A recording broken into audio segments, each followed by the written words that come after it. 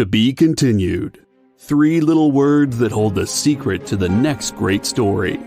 3 words that will thrill you, confound you, give life to new possibilities. Every variation of To Be Continued is a promise of adventure, a promise of excitement, a promise of unseen wonders and unexplored worlds. A promise that every issue you read makes you a part of a never-ending journey, and behind every page there will be an unopened door waiting for you. This story to be continued at your local comic book shop today. Visit comicshoplocator.com today. Today's comics market is ripe with new titles by creators who are determined to get their books into your hands. My name is Onrie Talks. For the last decade, I've been making and selling my own creator-owned comics and dealing as a collector in live sales. My signature series, Yi Sun-Shin, is the book that cannot be defeated in battle and has over 250,000 copies in print. Now I'm taking comics to the next level and laying the groundwork for my fellow creators to get their voices heard so they can connect directly with you. This is your chance to engage live with top comic book talent and get your comics signed without having to wait in long lines or pay any fees. But remember, we only have a limited amount of their books in stock, so always remember to call it as you see it. You're watching Virtual Signings with Onrie, the live event show. Welcome back, everybody. It is so good to be here with you guys this afternoon. You are watching Virtual Signings with Onrie, the live event show. I'm your host, Onrie Talks. Before we start today's episode, I just wanted to say a couple things. As you guys know, I am not only a dealer, but also a comics creator. And I've been working very steadily on a comic book series for the last 10 years alongside a vetted comics creator named David Anthony Kraft, who sadly passed away on Wednesday as a result of COVID-19. And I'm still kind of taking it all in. It was very unexpected and really, really difficult. And for those of you who watched our live sales shows on Wednesday and noticed that something was off, that was what it was. And we're still kind of like trying to figure out how we're gonna move forward and how we're gonna keep going with everything we're doing on the series. And I just want to say that I am so grateful that I had such an incredible master and mentor in Dak. He taught me everything I know about comics. And one of the greatest lessons he taught me was that it's so important to help other people, particularly people who are on their own creative journeys. Yi Sun-Shin, our comic book series, was initially rejected by every single publisher. And I reached out to Dak to come on board as an editor initially.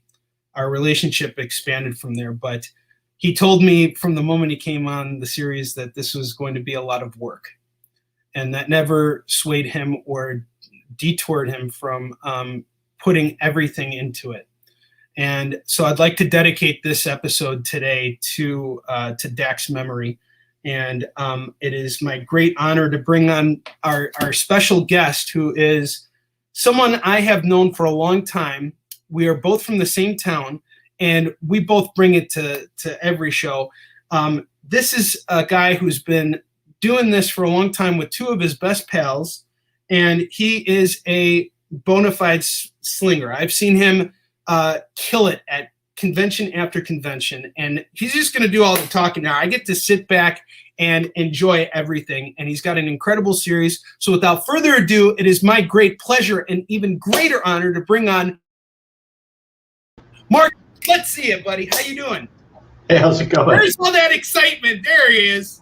Sorry, there was a quick blip there. You said Mark, and then it stopped, and I was, oh no. Then it came up. All right, thank God.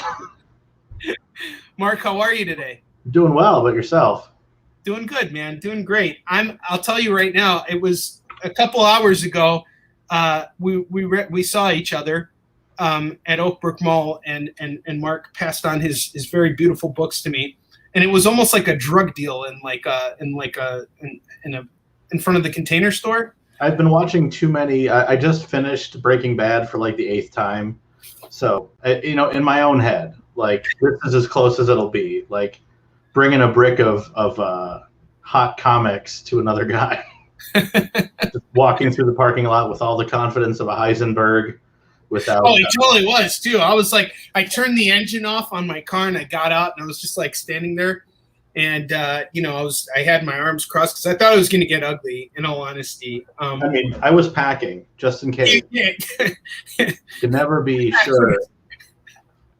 I would expect no less from you. But first things first, I just want to say hi to everybody in the room right now. We got Dan Stockwell. Dan, good to see you. We got Mike James Bankston in the house. Good to see you, Mr. Moore. Good to see you too. Guys, our guest right now is someone I have so much admiration and respect for. I'm going to let him tell you guys who he is and what he does. So, Mark, tell us all who you are and what you do, brother. My name is Mark Allen Fishman, and I'm an alcoholic. I'm sorry, wrong meeting. I'm a comic book creator, writer, artist. Pick a job, I've done it. Letterer, columnist for Comic Mix and Pop Culture Squad. Primarily, though, my studio is Unshaven Comics. As Onrie mentioned, we're a studio that was formed by myself and my 2 best friends, Matt Wright and Kyle Nepper. We've known each other since 6th grade, which was back in the year, and just like yesterday. And we've been making books since 2006 is when we started making them. 2008 is when we started selling them, and 2011 is when they actually started to sell well. Hey, you know what? Honestly, that was the same deal for me too. We learned our lesson. It takes a while. And here's something I want to say too, man. When I see you at conventions, you guys are hitting everybody, and I hear this from everybody. They're like, have you seen those Unshaven Comics guys? Like they got the setup, and each of you guys is pitching and constantly working. And I've always been in awe of your performances at conventions, because it's not easy, especially you guys have like full-time jobs and you're focused on all these other things. But you guys have your own comics line. It's not like you're just pitching one product. You guys are constantly pitching a bunch of different stuff, and it's all really beautiful. I mean, all of your books are fantastic. Why don't you do us a favor? Tell us about what we got here today. Yeah, so today we're bringing the Samurnauts Curse of the Dreadnoughts. This is the collected mini-series of the Samurnauts. For those who are not familiar, the Samurnauts are samurai astronauts led by an immortal kung fu monkey, defending the Earth from zombie cyborg space pirates. Now, that trade itself is 192 pages of story, along with some really great cool bonuses, including a never seen before, never published before backup story by our nemesis and frenemy, Dan Doherty. He's Beardo Comics. We're Unshaven Comics. Oh, we all know who he is. Yeah, but that's all right. We grabbed some of him. Basically, it was a favor for a favor. And he got to do the backup story in the book, but it is a really cool romp for those who are interested. It's effectively like the Power Rangers, but it doesn't suck. All right, Dan Stockwell is calling it. Everybody who is interested right now, Samurnauts is going for $25. I am now down to only 4 copies of the book. And here's the deal, guys. Mark has a bunch of books. In fact, I would even go as far as to say that he's got plenty for anybody who is interested in picking up books. Yep. Once we sell through these books, everything that we go beyond that is gravy for Mark. So, Dan, thank you so much for calling it. We really appreciate it. I want to say a couple things about this, what I noticed, because this is the first time I'm cracking this open.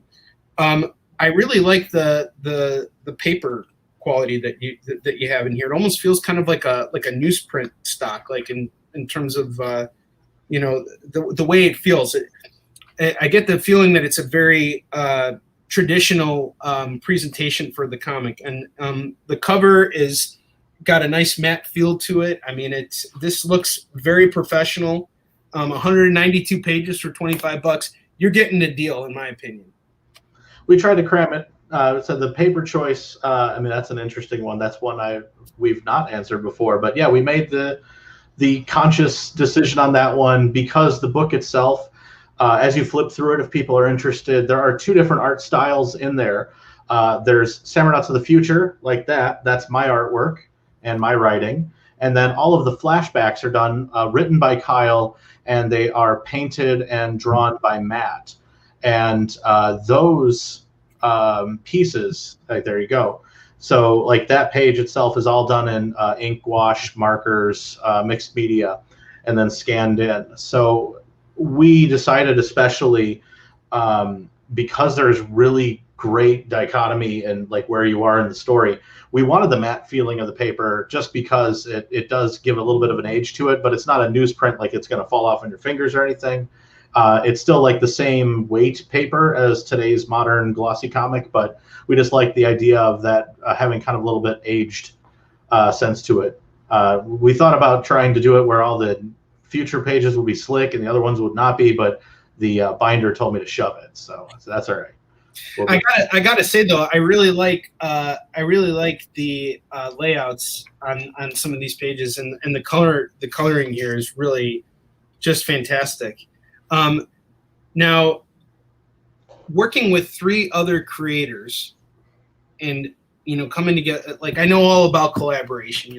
Again, having worked with Dak for such a long time, I kind of understand the idea of it, of like we have a joined vision, and our goal is to get that vision out there. But when you're bringing different art styles and different voices to the story, things can get, that's I think where it gets kind of difficult. I mean, overall, I don't see any easy part to making comics, because you're either doing it by yourself, which really sucks because now the buck stops with you on everything, or you're working with a bunch of people, and it's about helping them reach those goals that you need to do in order to get everything out there. So what's it like for you in particular, like working on this series? What's been the experience like? I know you these are your close friends. You guys ever get into fights?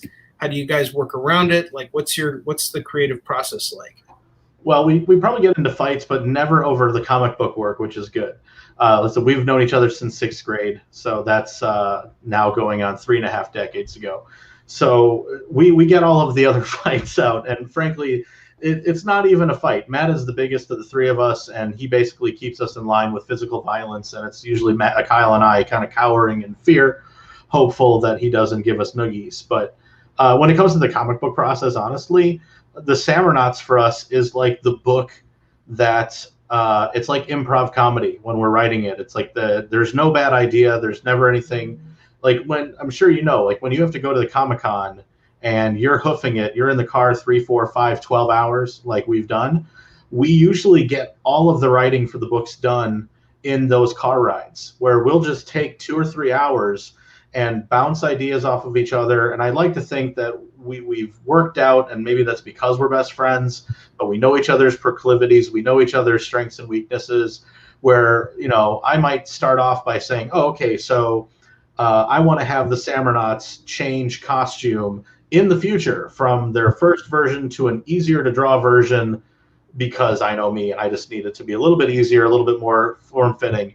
And then Matt will like yes and that and be like, okay, well, if he does that, how are they doing it? Why are they changing? And I was like, oh, well, I make this mention of like delta wave energy, so maybe the study of that unlocks something in the armor. And then Kyle from the back seat will be like, maybe it has something to do with Master Al, the immortal Kung Fu monkey, giving them some kind of power boost, like he's holding them back.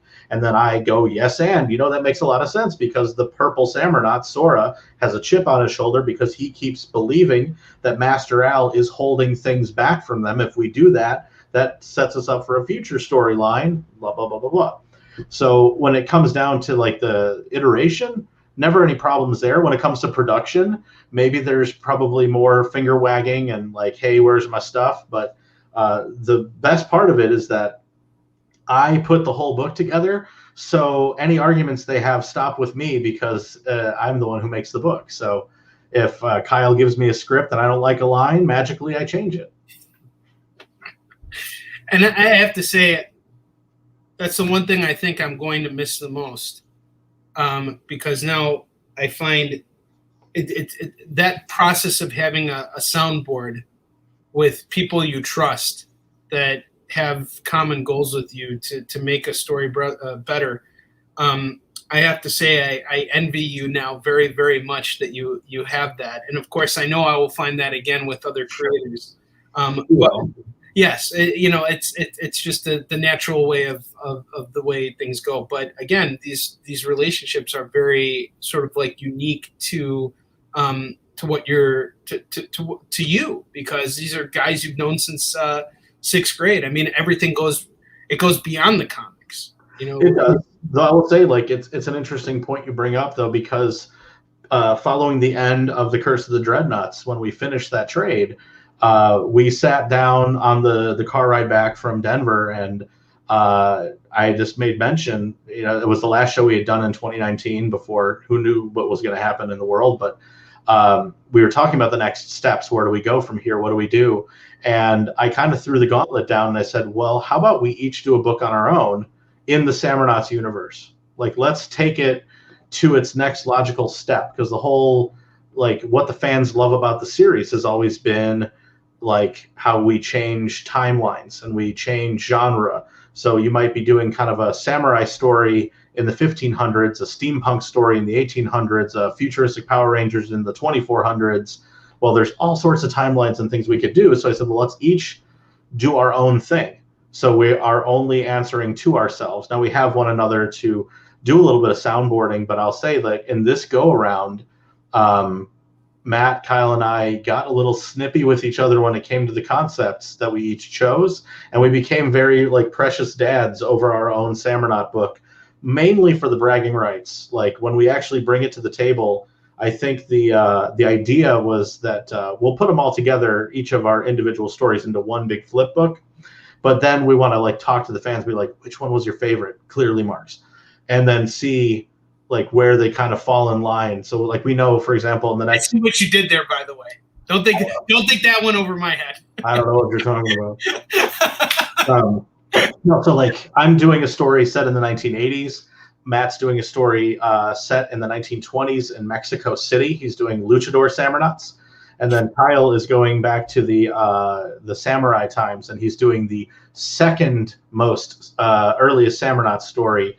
Again, this is like one of those, like, we left the panel in one of the old comics, and Kyle's like, I always wanted to do that story. So we're like, there you go. And that's going to be where the Samurnauts of the past fight a hybrid mutant dinosaur monkey called Repsimian. So he's doing the Rage of Repsimian. Matt's doing La Noche de los Luchanauts, and then I get to do Samurnauts to the max. I thought you were going to do something more Jewish, because we're both members. Well, I mean, there's a lot of Jewish undertones in Samurnauts to the max. Of course, they visit a synagogue. The whole story takes place over Hanukkah. Do they get fish naked? Do they get fish naked? No, but Master Al circumcises the villains. It's great. Yeah, no, that's awesome. Mr. Hardy, good to see you, sir. It's been a while. So just to reiterate for everyone, right now we have Samurnauts, The Curse of the Dreadnoughts, Volume 1. This is a 192-page graphic novel done by my man, Mark Allen Fishman here, who is the creator, writer, artist, and co-founder of Unshaven Comics. We got 4 copies of this book left in stock right now, and each copy is going for $25. You guys know what to do. Call it as you see it. Oh, I love that. That's awesome. Thank you so much. And we will set it aside for you right here, right now. Once these 4 copies are sold, Mark is going to be able to get gravy on everything else. So, Mark, we've both been in this business a long time, and I want to say that you guys have had the Unshaven identity for longer than I've been publishing Use and Shit. I mean, you guys have been doing this since, what, 2005, 2006? Yeah, 2006 is when we penned kind of our first deal. We broke into comics by an accident. A mutual friend of all of ours from high school, her mom is a publisher, and she had this idea of doing a graphic novel about the Chicago Immigration March of 2004, I think it was. And she called us. Well, her daughter tried to do the graphic novel. She failed miserably, didn't want to do it. Just, she tried and she's like, comics aren't for me. But I remember Mark and Matt, those were the comic guys. You should call them, Ma. So her mom, Sylvia Hasimovich, gave us a call, or Sylvia Mendoza, forgive me. And Sylvia and her brother signed us to do a book. The book took the better part of a year and a half for us to make. It was called The March, Crossing Bridges in America. So our official comic debut as Unshaven Comics was at the Wizard Chicago Comic Convention of 2008. That's when the first time we were kind of behind the table, and we learned a lot of lessons that first show. We sold 42 books, I think. Which is by the way, I just want to say that's incredibly impressive. For the first show, I mean, like we knew we were kind of behind the eight ball. We were selling an educational comic, on the same floor as your Supermans and Batmans, and we had no idea how to shill anything. We basically just kind of sat on our hands, and we were very lucky that our next door neighbor was himself a writer. He had penned kind of a noir graphic novel thing. It got optioned by Fox or something, and he was like a real slinger, himself. I don't know if he was really from the Midwest, but after day one, we might have moved a couple of copies, and then he you all come into the show the next morning, and everyone kind of does a, hey, how's it going? Did you party last night? Did you party? And the answer was always no for me. Yeah, same for us. We never. We don't party. No, it's like we just want to make money. All it was like, I remember distinctly, he asked us, he's like, hey, you guys tear it up last night? I'm like, you bet. We went home, we watched Modern Family. We had graham crackers. It was a fucking ball, dude. So no, he was like, hey man, I don't want to be rude and take this with a grain of salt. He's like, but you guys gotta get out there. You gotta stand up and engage with people as they come by. And it wasn't like it was a light bulb moment. We're like, yeah, bud. He's like, turn off the sympathy and the empathy. He's like, the people walking past your table, the worst they're going to tell you is no. He's like, they're not going to look at your book and tear you a new one. I was like, oh, well, you're not wrong. So we kind of stood up a little bit more. That day two, we had a few more sales, and then day three, a few more. And so we left that first con, and we're like, you know what? We learned a few things. Most importantly, we wanted to do this more, and that the next trip around, we had to do our own stuff. We're like, this, it was fun doing someone else's, shtick, but the book was ours, but it wasn't. So we're like, okay, at this point, we're all in our 20s. We have, like everybody else in their 20s, we got to swear, we got to be gory, we got to be graphic, we got to do all that. So we came up with this idea. We were Unshaven Comics, so I came up with the idea that we would do a series called Disposable Razors. So each one was going to be like a Twilight Zone. So each book could be a different genre, a different thing. So it's like, then we can have every excuse to try everything until something hits. So first book we did was a horror story that Kyle wrote and Matt drew, and I did the cover. And then second book we did, I wrote it, Matt drew it, Kyle sat around.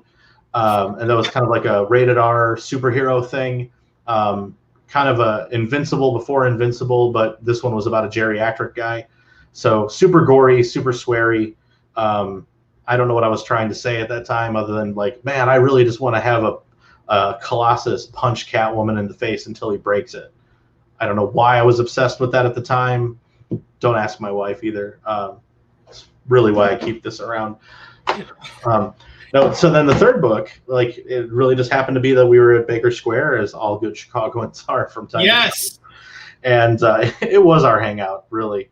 And we got to this point where we're like, well, what's the third book? Because, Mark took a chance, Kyle took a chance, Matt's not a writer, he had ideas, but he's like, don't make me do that. So we had put a fake ad in the back of the first book for the Sammernauts, where we put something dumb like coming the summer of 2020. It was meant to be a joke. If Unshaven Comics sold out, we stopped caring and we were just going to do a book that was just to get grabbed up by some studio, what would it be? And all we could come up with at the time was this silly name, Sammernaut. Sounded fun. And it has to have a monkey in it. Why? Because everything should have a monkey in it. And they should fight dinosaurs. Why? Because monkeys fight dinosaurs. And it was just an ad. It meant nothing. And I'm staring at it while we're eating pie, and I'm like, why aren't we doing this? Like, I mean, it legitimately is pretty funny, right? Like, what if we treat it like a Saturday morning cartoon? And at that point, Matt turned around. He's like, I'll do it, but you're going to draw the other half. I was like, well, but your style and my style, they don't look anything alike. It's going to look really dumb. They really are so different. Like I can tell when it's you, and I can tell when it's Matt. You know, I could see the clear difference. Like, this is clearly you. Yeah, that's it. I'm familiar with your art and what you're doing. Right, it's very different. I told him, like, I draw from life. I need pictures. He draws analog. He just can whip it out. So, like, well, that's, you know, Kyle gets the credit because he's like, so we do a story. The monkey is immortal, and Matt, you'll do the past, and Mark, you'll do the future. And we're like, you know, this is why we keep you around. So yeah, that makes complete sense. So we split the book, 12 pages a piece at the time. I grabbed an improv comedy group because I was doing some stupid stand-up at the time, and I needed models. And I was like, hey, you guys are all like wacky. You want to be superheroes? And they're like, oh yeah, where do we show up? So I shot the book, we drew it, and you know, Onrie, you were there for it. The first time we hit that show floor, and we got the words out in other order, but as soon as we started saying samurai astronauts led by an immortal kung fu monkey fighting, people shut up. How much? You know, like literally the first time we pitched the Samurnauts, as soon as I said immortal kung fu monkey, the guy said, stop, you hit oil. How much is it? $5? Okay, good, thanks. And he bought the first issue and walked away. And no lie, next person, 30 seconds. Did you say something about a monkey and a dinosaur? And then we pitched it again. Oh, yeah. $5? Great, go. And we just had that like aha moment. We're staring at each other going, did we accidentally hit gold? And by the end of that first weekend, like Kyle, it's a magic incantation. I'm just going to say it to nobody and we'll get a sale. And that happened too. He shouted it in the middle of the aisle. It was the anime, not ASEN, but whatever the other one was, in Rosemont. We were in the basement of the Hyatt, and you know, it's kind of a low ceiling room.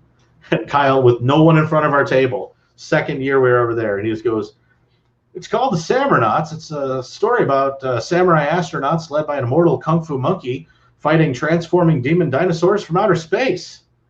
And then somebody just materialized. They're like, how much is it? Like, oh my God, great. It's $5. Sign on the dotted line. So Serendipity Comic-Con 2021, absolutely. It was very much like that. I wanted to say something, and then we're going to take a short break, just a minute break. I don't think anybody here can really appreciate what you've had to go through in those kinds of environments, because between you and me, Chicago does not have the best conventions. Like, Wizard World Chicago is a really tough show. I'm talking about it from a sales perspective, from a slinging point of view. Oh, it's gone down significantly. Yeah. It has, and it never was really up. And especially when you're in Rosemont, it's not like the greatest like sales environment. So the fact that you prevailed and were able to sell 42 books, that in my opinion is a massive success. I think C2E2 has built up a lot over the years, but it's still not the same thing. And we're going to talk more about that after our very short break. We'll be back after a minute. You're going to see some commercials from our sponsors. And then we're going to come back and we're going to be talking more about Samurnauts right here, which is available. We got 4 copies left in stock. Each one is going for $25 right now. Support my man here, and pick this up. We will be back in just 1 minute, I want to say, and we're going to talk more about slinging comics at conventions, doing all those kinds of fun things. And then Matt's going to tell us more about what he's working on and what he's got going on next. So stick around. We will be right back.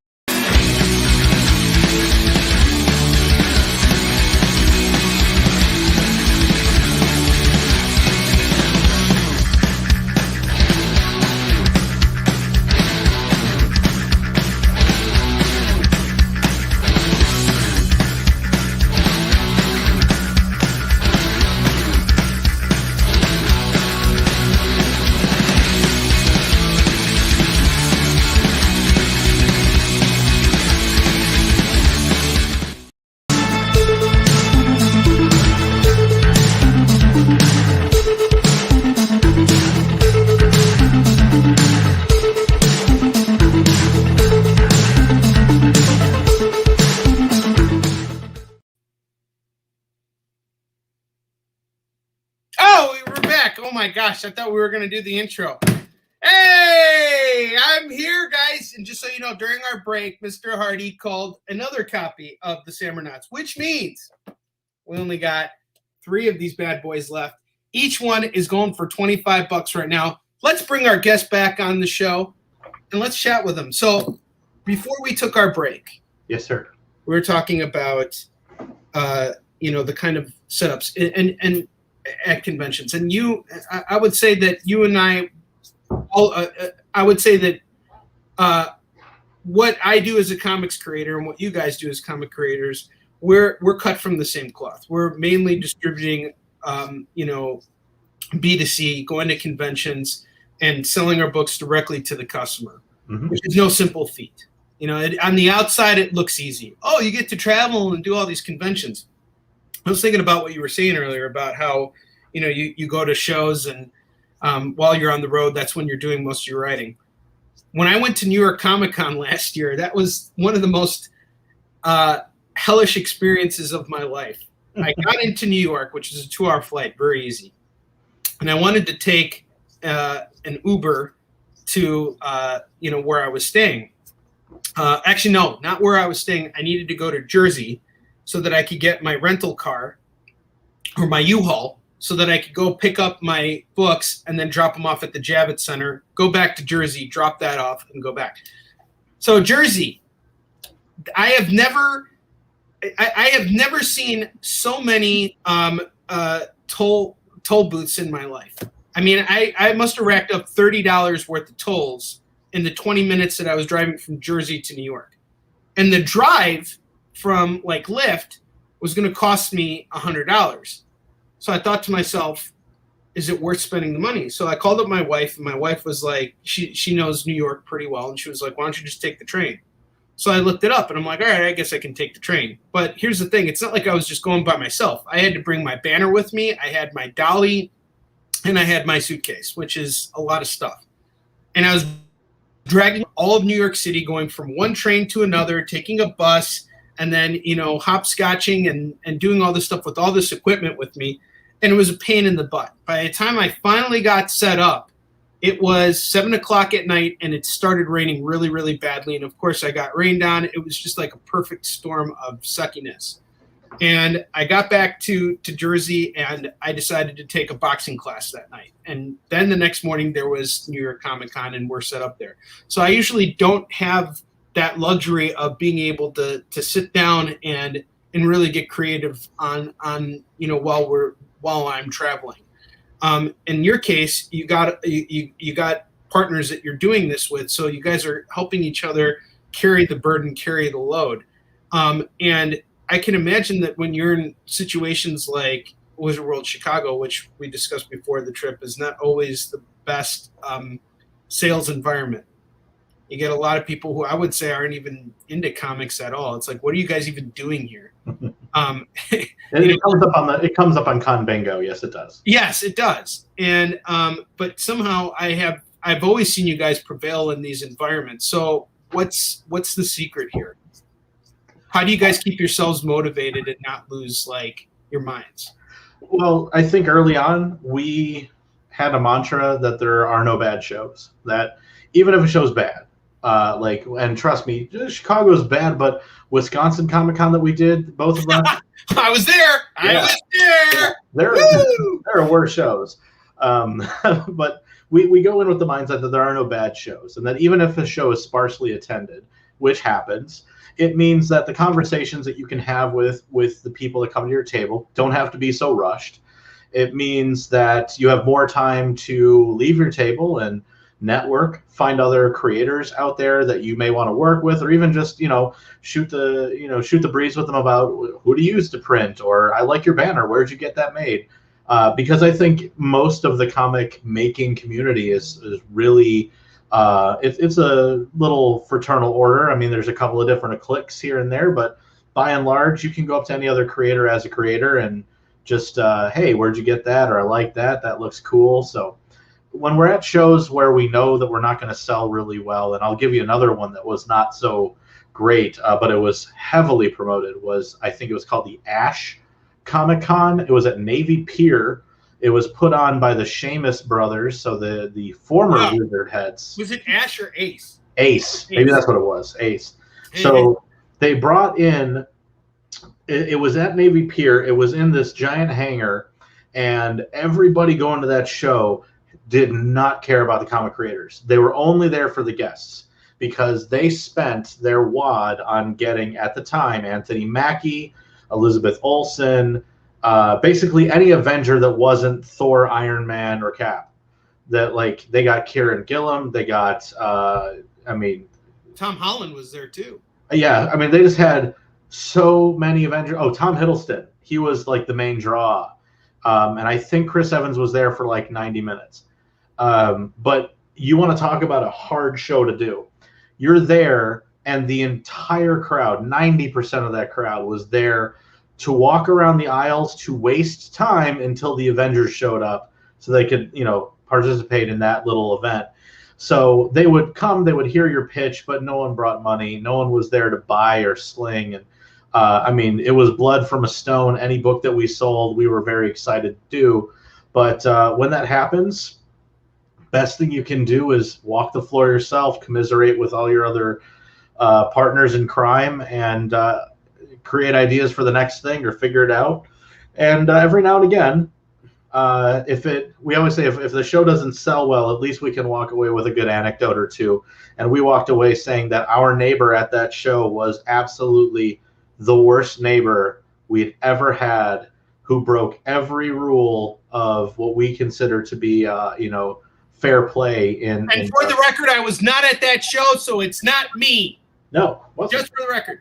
No. This girl, this must have been one of her first shows. And I'm like, whatever her book was, it looked fine.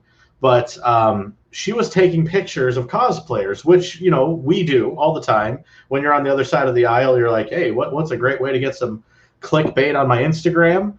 I'm going to take pictures of cosplayers. So, hi, Jenny.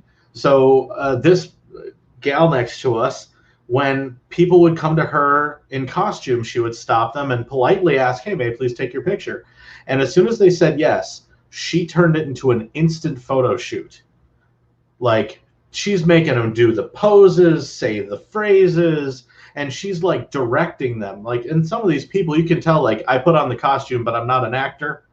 And she's like telling this poor girl, she dressed up as Gambit or something, and she's like, no, you have to make your fingers like really like him, and like make your face a little bit tighter. And then she's taking like 50 photographs, and like we're just sitting there going, how do we help? What can we do to save these poor people?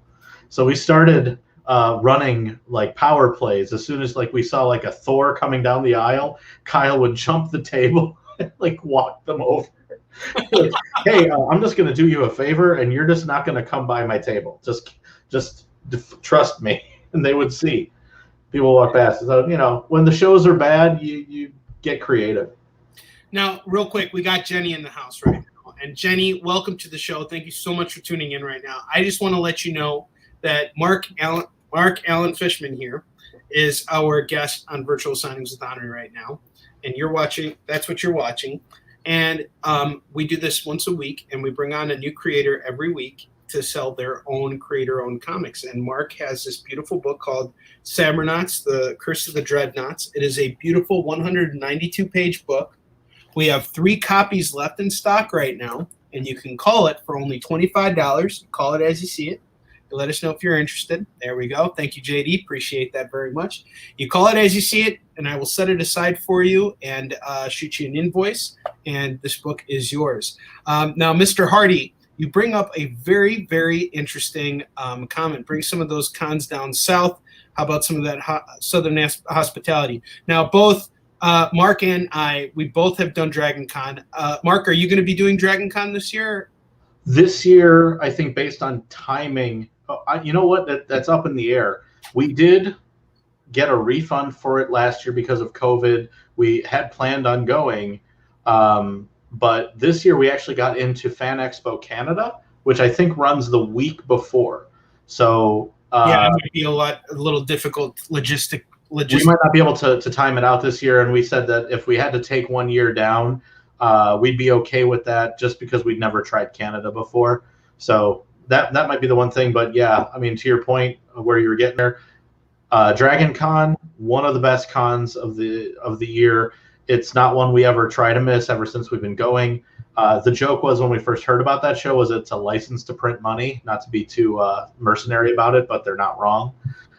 It's also one of the 2 shows I would say as a fan, if I stopped making comics tomorrow, I would still try to get to that. I totally would. It's such an amazing experience. I absolutely love Dragon Con. I will absolutely be there this year, and I'm really looking forward to it because Georgia was Dex home state, so I would always go and do the show and then and go visit him before or after, and we'd powwow and do everything. So I will definitely be going there this year because I intend to go visit his wife and family. Yeah, Fan Expo Canada, man, I love that show. Toronto, what a beautiful city. I've done it before. I did it twice. And that was one of those shows where they actually the people of the show told me I had to stand behind my table. Mm-hmm. And I was really kind of like taken back by that at first, but then I understood it's either I do that or I go home. And, you don't want to mess with Canada. They'll start throwing loonies and toonies at you, and I'm not for that. I don't like that loony and toony stuff. I'm not for that. I like real American money. But jokes aside, it really is. It's one of those shows that'll make you feel the same way that that Dragon Con does. It's one of those shows where like you stop doing comics, you will totally want to go and do it again because it's such a unique experience because you're technically at an international show that's outside of, you're doing an international show, but the people that go there are like actually read comics. It's like, oh my God, you guys aren't just like here to meet celebrities. Like, no, we buy comics, We love it, but I'll be fair. You know what? My favorite sales to make are the ones where the people come to you and admit straight up, like, I'm not a comic book person. Yeah. And we always have said, you've been in this game long enough, you have an answer for everybody for everything. So when I hear that, they go, oh man, I'm not really a comic person. I always say, do you watch TV? You stream stuff? All the time. Dude, this is just streaming with closed captions on. Like, it's just, the front half of your movie. It's just, if you flip the pages real quick, it's just like a cartoon. And that usually gets them laughing long enough that they'll, take a flip through. And if your pitch is good, the barrier to entry in comic books, that's always the scariest thing for the non-comic reader, right? When I got into comics way back when, I remember going to the store and, with my buddy who was kind of there as the gatekeeper to help me figure out what I was doing. And I told the store shop guy, he's like, what can I help you with? And I was like, well, my problem is I really think I want to buy an X-Men comic book because I like the cartoon, but it says like this is X-Men number 538. I don't want to buy 537 other issues to know what's going on. And he's like, oh, buddy, you don't ever have to worry about that. And I think Eric Larson from Savage Dragon said it best, that every comic is a first issue to somebody. I think it was actually Jim Shooter who said that.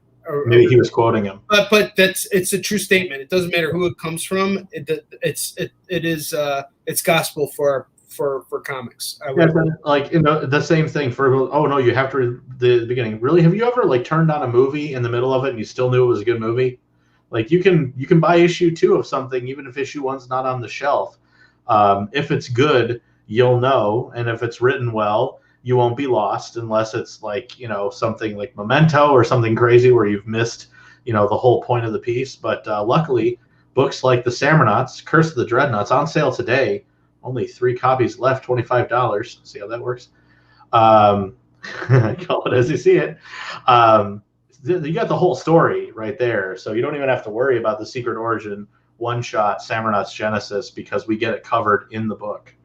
And, we have a money-back guarantee. If you find any other comic where a pirate shoots a monkey with a peg-leg missile, we'll give you your money back. Someone's going to do that just so that they can get their money back. We're still waiting. I said, one day, and I'll be happy. You're ever so patient, and I appreciate that so very much. Hasn't happened yet. So, Mark, tell us a little bit more about what. So you're working on doing. After Denver, you guys decided you were each going to do your own stories with Samurnauts. Mm-hmm. So what's sort of like what's going on now? Have you guys started working on this? Like, oh yeah, last couple of years we've been working each on our own individual issues, and the idea being that we would like to collect them as we finish them into flip books that ultimately will come together as what we're dubbing Samurnauts World Tour. So the idea being that we're going to do totally separate Samurnauts stories, so they're collected unto themselves. There's no reference. I mean, obviously it's the same universe. There's callbacks and whatnot, but unlike Curse of the Dreadnoughts, which is one story that spans multiple time periods, these are singular stories inside one time zone. So for me, my story, Samurnauts to the Max, takes place in like 1987. It's my take on the all-female action adventures. So this story coming out, it's all-female Samurnauts fighting all-female villains. They are the what do I call them? The it's like I haven't worked out the pitch part yet, so forgive me. It's the mutant hive mind femme fatale assassin squad of Russians. So we've got 4 assassin mutant hive mind ladies, each with their own specialty, going around effectively. The whole thing's a caper. They storm the dojo. They steal Master Al's Samurnaut staff, which they believe holds all of his power. And before they're able to steal it, he's able to deputize 5 women in and around the stage of where they were stealing, because it's at a concert, because in the 80s everything happened at concerts. So he deputizes 5 random women to become Samurnauts for just one adventure, and it's the story of how these 5 random women, who are all alpha personalities themselves, have to come together to effectively save the day, get Master Al's staff back, and save the world, even when all 5 of them think of themselves as the leader. Mm-hmm. Mm-hmm. That's well, I like the addition of the Russians. I got a little bit of a bias there. I know you do, though. I mean, not to say, no offense. Hopefully, it's in the 80s. The only villains were Russians or Nazis, and I claim Nazis. That's what happens when you mix a Russian and a Nazi. It's very true, and we're not going that far. And luckily for us, like, they're not even Russian. It turns out they're aliens, but it makes it a lot easier when we do the get-ups.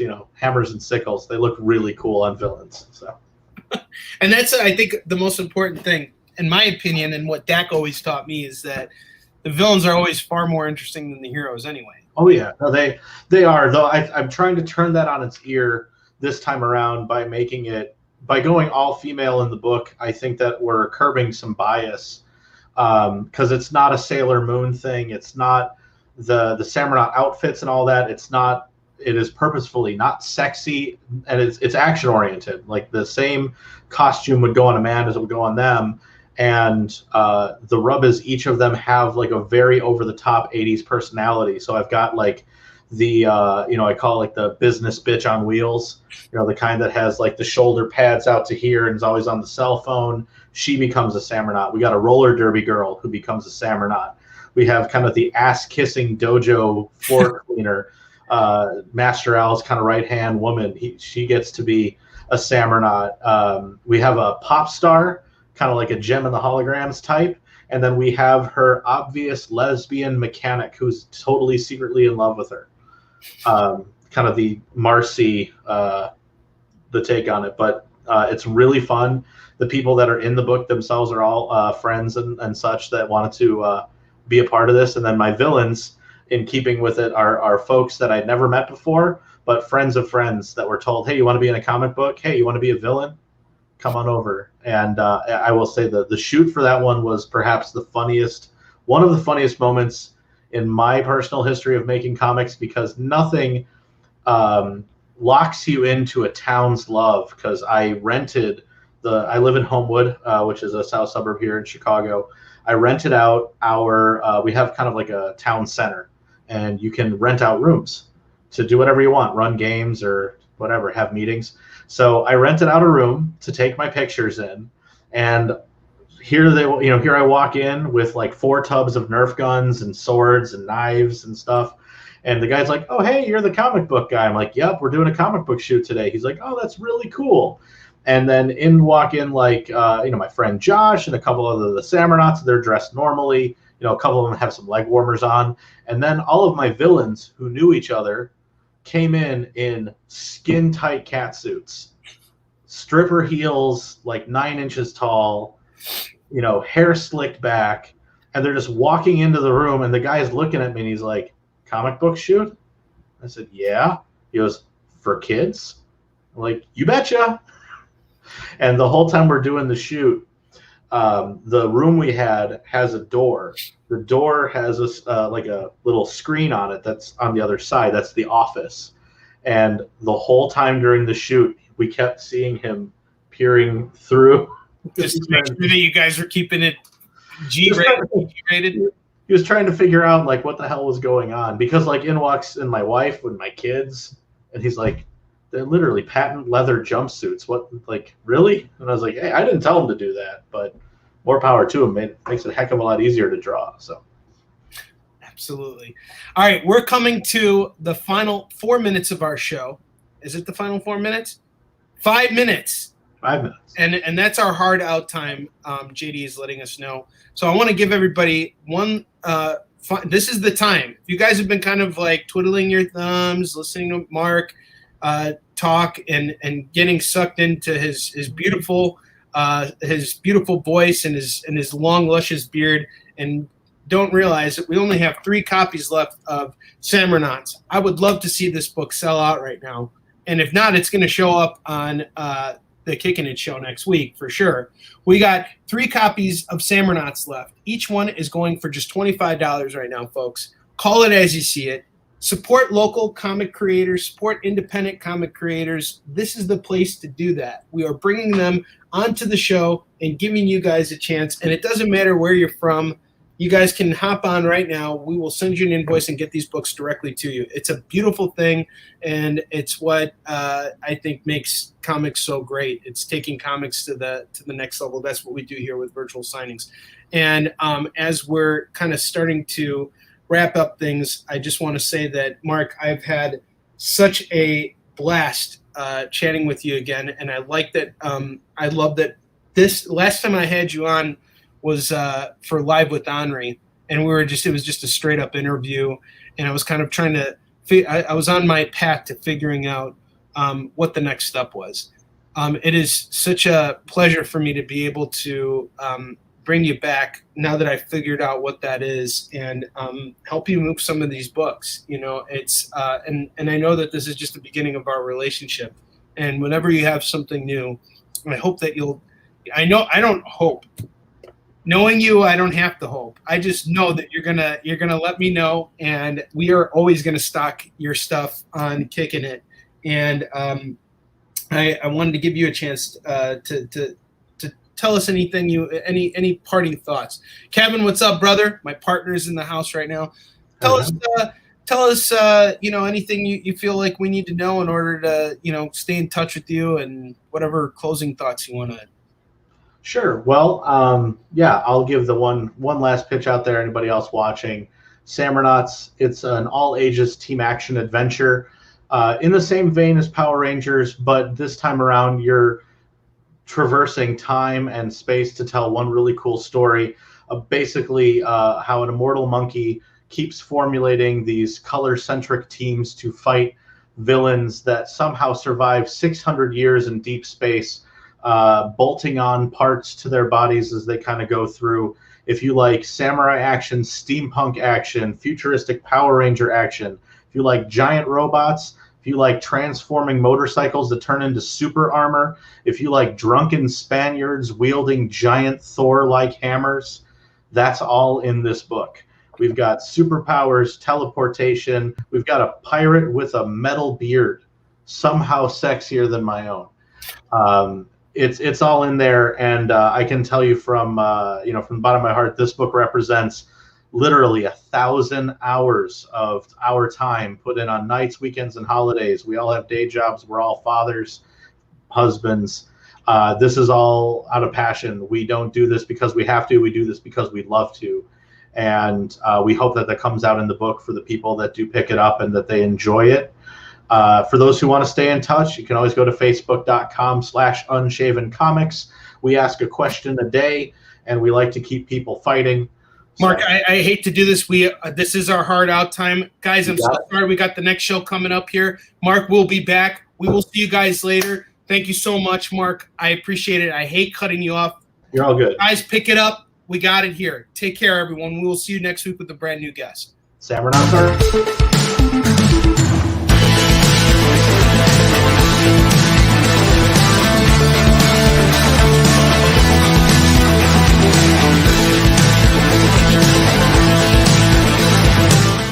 To be continued. 3 little words that hold the secret to the next great story. 3 words that will thrill you, confound you, give life to new possibilities. Every variation of To Be Continued is a promise of adventure, a promise of excitement, a promise of unseen wonders and unexplored worlds. A promise that every issue you read makes you a part of a never-ending journey, and behind every page there will be an unopened door waiting for you. This story to be continued at your local comic book shop today. Visit Comic Shop